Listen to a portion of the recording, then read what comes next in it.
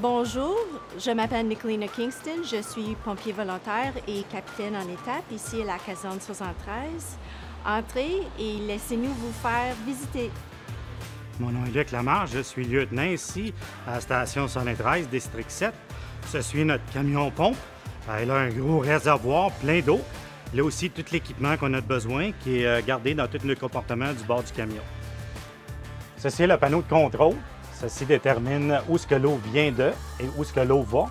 Alors avec les leviers, tu détermines à quel tuyau l'eau va sortir. On a aussi la mousse. La mousse mélange avec l'eau et aide à baisser les flammes, surtout avec les feux de véhicule. Alors on est rendu en arrière du camion. Alors, comme vous voyez, il y a différentes grosseurs de buyots. Celui est le buyot de haut volume. Alors c'est celui qui aide à fournir l'eau soit d'un autre camion ou d'une borne citerne. Celui le bio, c'est surtout pour les allées qui ont au-dessus de 1000 pieds, alors quand c'est très long. On a aussi les échelles ici, dans ce comportement ici.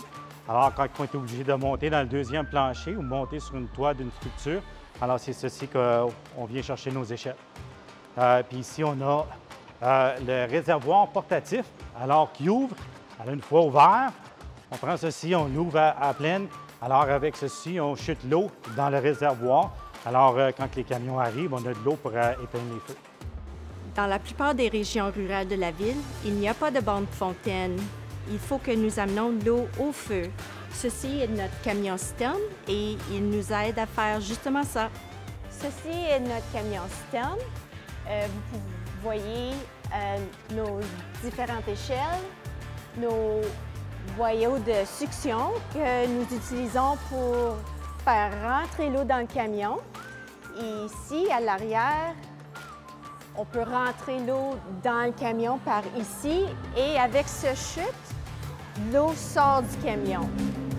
Nous avons aussi un boyau de distribution qui nous aide à pousser l'eau à un feu. Ceci est notre salle d'équipement bunker où tous les pompiers entrepaient leur équipement. Les pompiers peuvent avoir l'air étrange habillés comme ça, mais nous avons besoin de tout cet équipement pour nous garder en sécurité dans le feu. Si vous voyez un pompier, n'ayez pas peur qu'il soit là pour vous aider. C'est là que les tuyaux sont suspendus pour sécher après les incendies. Ceci aide à prolonger la durée de la vie des tuyaux.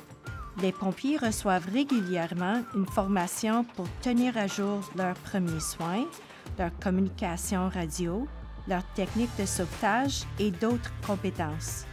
Tous nos pompiers, bénévoles et employés à temps plein, doivent effectuer toutes les mêmes formations et certifications pour être en mesure d'intervenir efficacement et en toute sécurité en cas d'incendie. Ceci est la carte d'intervention pour la caserne de pompiers. Il montre toutes les rues dans cette zone d'intervention.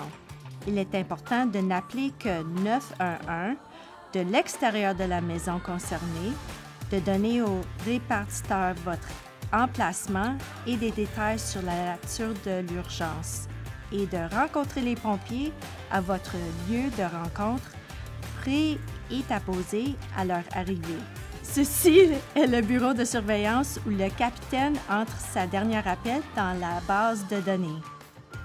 Oh, on a un appel! J'espère que vous avez passé une belle tournée et rencontre avec nos magnifiques pompiers volontaires. À la prochaine et soyez sécuritaires.